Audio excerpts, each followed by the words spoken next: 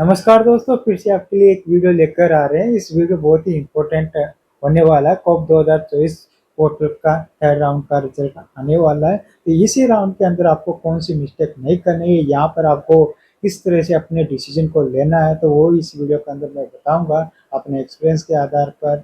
और फ्यूचर के रिगार्डिंग कौन सी ब्रांच आपके लिए बेस्ट रहेगी, तो यहाँ पर आपको डिसीजन बहुत ही सोच समझ कर लेना है। तो चलिए हम वीडियो को शुरू करते हैं। और आप देख सकते हैं कॉप 2024 की ऑफिशियल वेबसाइट पे हूँ। यहाँ पर आप इम्पोर्टेंट डेट के अंदर जाओगे तो कल सुबह राउंड 3 मतलब मई 27 को 10 बजे से मई 29 9 AM तक आपके लिए ऑप्शन रहेगा। तो यहाँ पर क्या होगा कि आपका राउंड 3 है, तो आपको राउंड फर्स्ट के अंदर बहुत सारे स्टूडेंट को 2-3 ब्रांच मिली होगी। कुछ ऐसे स्टूडेंट भी होंगे जिनको एक भी नहीं मिली होगी और किसी को दूसरे राउंड में मिली होगी। तो आपको क्या होगा, राउंड फर्स्ट के अंदर बहुत सारे स्टूडेंट ने क्या किया होगा, अपनी चॉइस की ब्रांच और कॉलेज मिल गई होगी, तो उन्होंने अपनी सीट को एक्सेप्ट और फ्रीज करके वो राउंड से पहले ही बाहर हो चुके होंगे और वो अपनी सीट को अलॉट करा चुके होंगे। लेकिन ये चांसेस कम ही रहते हैं, ऐसे 10% लोग ही करते हैं फर्स्ट राउंड के अंदर। उन्होंने क्या किया होगा, अपनी ब्रांच को चूज किया होगा या उन्होंने अपनी आईआईटी को चूज किया होगा कि मुझे इसके अंदर जाना है, तो उसने रिटर्न ऑन वेट किया होगा फर्स्ट राउंड के अंदर। फिर उसी प्रकार से सेकेंड राउंड के अंदर भी किसी को केवल वही ब्रांच मिली होगी जो उसको रिटर्न एंड वेट किया, किसी को फिर से 2-3 नई ब्रांच मिली होगी, फिर उसके अंदर अपना डिसीजन लिया होगा कि मुझे ये ब्रांच अच्छी है, तो उसने दूसरी वाली ब्रांच को या तो एक्सेप्ट या फ्रीज किया होगा।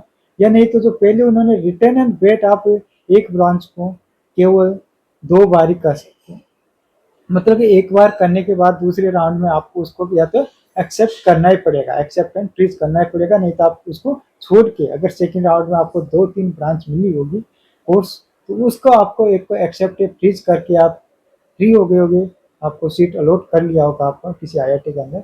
या बहुत सारे को सेकेंड राउंड के अंदर भी नहीं मिली होगी कोई भी सीट, तो वो अब थर्ड राउंड का वेट आने वाला है।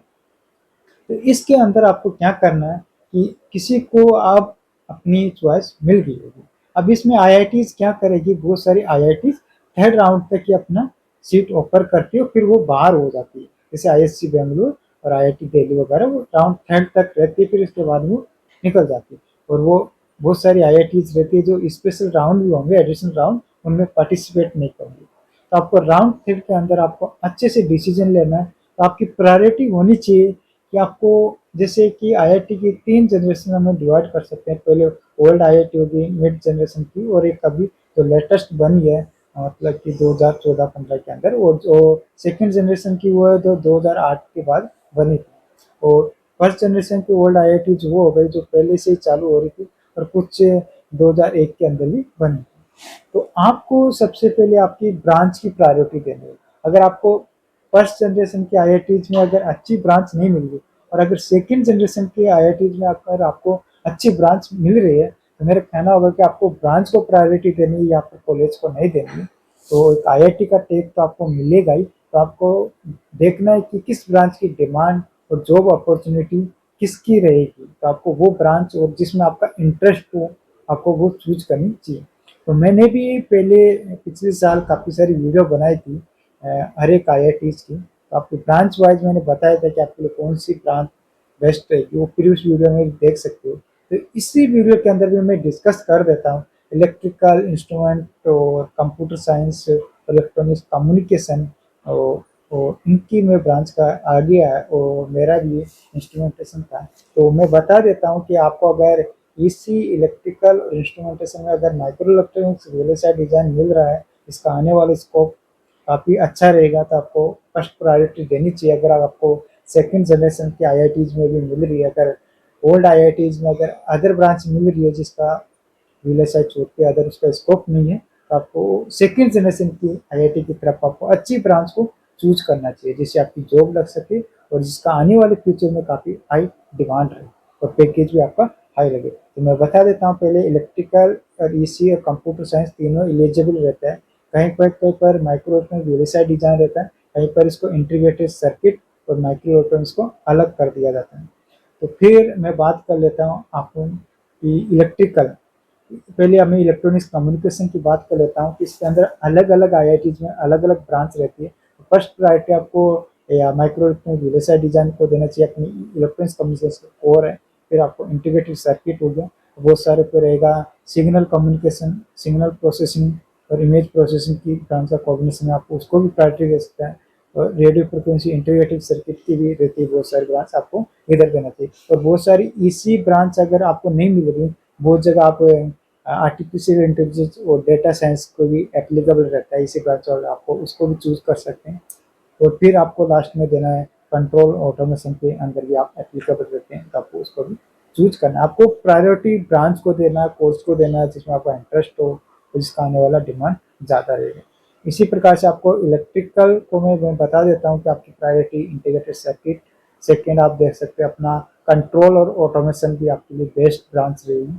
फिर आप अपने कोर डोमेन की मशीन डिज़ाइन और पावर इलेक्ट्रॉनिक्स और पावर सिस्टम को भी आप दे सकते हैं। इलेक्ट्रिकल और इलेक्ट्रॉनिक्स कम्युनिकेशन की मैंने बता दिया। अब कंप्यूटर साइंस इंजीनियरिंग में बहुत सारे आईआईटीज में आपको इंटरडिसिप्लिनरी कोर्स भी रहते हैं, आप उसके अंदर भी आप एप्लीकेबल रहते हैं।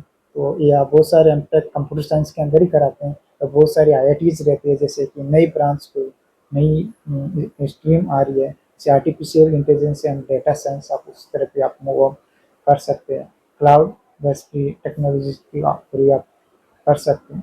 और इसके बाद मैं बताऊंगा कि आपको इंस्ट्रूमेंटेशन को भी आपको और ब्रांच में अपना कंट्रोल और ऑटोमेशन आपके लिए बेस्ट ब्रांच रहेगी। अगर आपको इंटीग्रेटेड सर्किट कहीं मिल रही है तो आपके लिए वो भी एप्लीकेबल है। और बहुत सारे आईआईटीज मतलब कि आर्टिफिशियल इंटेलिजेंस डेटा साइंस के अंदर भी एप्लीकेबल है, आप उस तरफ भी जा सकते हैं। फिर आपका अगर आपका इंस्ट्रूमेंटेशन के अंदर भी आप पढ़ सकते हो, जैसे कि आईआईटी मद्रास में इंस्ट्रूमेंटेशन और इलेक्ट्रॉनिक डिजाइन की, और आईआईटी गुवाहाटी के अंदर भी आपको आर्टिफिशियल डेटा साइंस के अंदर आप एप्लीकेबल रहेंगे। और आईआईटी खड़गपुर के अंदर भी इंस्ट्रूमेंटेशन एंड सिग्नल प्रोसेसिंग की ब्रांच है, आप उसको भी प्रिपेयर कर सकते हैं, आपका इंटरेस्ट होना चाहिए। और मैकेनिकल के अंदर भी आप जैसे एरोस्पेस की टाइप की भी मतलब एरोडायनेमिक डिज़ाइन की तरफ भी आप जा सकते हो। और आपको प्रेफर करते हैं मोस्ट स्टूडेंट की डिज़ाइन इंजीनियरिंग को पढ़ देते हैं, फिर थर्मल हो गई, फिर मैन्युफैक्चरिंग हो गई, और या एप्लीकेबल रहते हैं तो वो इंटीग्रेटेड डिसिप्लिन की तरफ भी जा सकती है। तो आपको मेरा कहना यही रहेगा कि आपको ब्रांच चूज करते वक्त आपको देखना है कि फर्स्ट जनरेशन आईआईटीज में आपको कौन सी ब्रांच मिली है, सेकंड जनरेशन में कौन सी ब्रांच मिली है। तो यहाँ पर आपको ब्रांच को प्रायोरिटी देना चाहिए जिसका आपका स्कोप ज़्यादा हो और उसका प्लेसमेंट की अपॉर्चुनिटी, फ्यूचर डिमांड अच्छी हो। और आपको एमटेक में मेहनत करनी पड़ेगी, आपको स्किल्स रिलेवेंट होगी वो आपको वर्क करनी पड़ेगी, तभी आप प्लेसमेंट के लिए और जॉब के लिए कोर डोमेन के लिए आप तैयार हो पाओगे। तो दोस्तों हमारे और आपको पहले ब्रांच को प्रिपेयर करके आपको आईआईटीज में एडमिशन लेना, फिर आपके पीयूसीज के भी काफ़ी सारी वैकेंसी और जॉब आती रहेगी। आप अपनी प्लेसमेंट आप पीयूसी की तरफ भी आप जा सकते हो, तब तक आपने एमटेक को चालू रखिए, उसकी तरफ आप मन लगा के पढ़ाई कीजिए। आपके पास ऑप्शन तो रहेगा, अगर एमटेक करते तो आपके लिए अच्छी लाइफ तो रहेगी। और अगर पीयूसीज में अगर अच्छा सिलेक्शन हो जाता है तो आप इधर भी स्विच ऑफ करके आ सकते हो हमारे जैसे। तो दोस्तों हमारे चैनल पर काफ़ी सारी वीडियोज हमने बताई है tech relevant, POU, motivation, interview guidance और टेक्निकल एग्जाम से रिलेवेंट हम इंफॉर्मेशन प्रोवाइड करते रहते हैं। और आप हमारे चैनल पर नहीं है तो चैनल को सब्सक्राइब कीजिए और वीडियो को लाइक कीजिए। Thanks for watching this video, subscribe my YouTube channel. फिर मिलेंगे नई वीडियो के साथ, तब तक के लिए धन्यवाद।